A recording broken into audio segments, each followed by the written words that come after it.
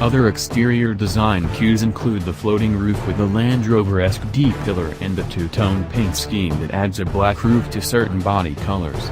Like the cladding, there's no mixing and matching the body and roof colors. There's also a wide slot just above the grille that doesn't lead anywhere. It resembles the hood scoop on the 5th generation Chevrolet Camaro SS.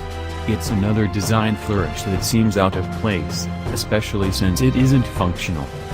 In sharp contrast to the busy, highly styled exterior, the Kona's interior is typical Hyundai, handsome, conservative, and well-positioned. It's very similar to the new Elantra GT, with a large infotainment display that floats on top of the dash. It's a similar design to those in Mazda, BMW, and Audi products. Donckerwolke says the placement makes the dash appear lighter and lower. With displays getting bigger, having them sit in the dash forces the vents, controls, and storage areas down and out.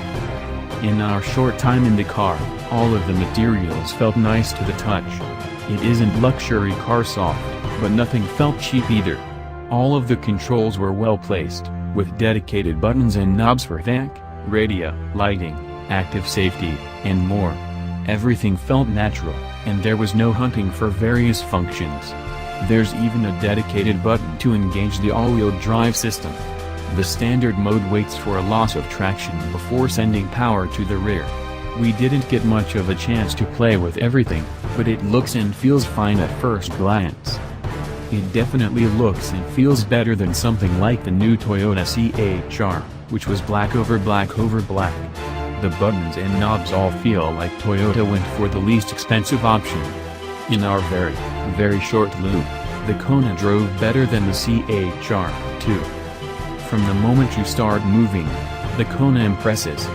The steering is weighted really well in its standard drive mode and provides a surprising amount of feedback, far more than one would expect from a crossover.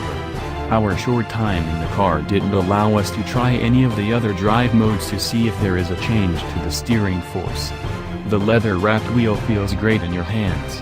In our brief experience, the steering feels as good as any competitor. We'll have to wait for more seat time in a US model to make a final call.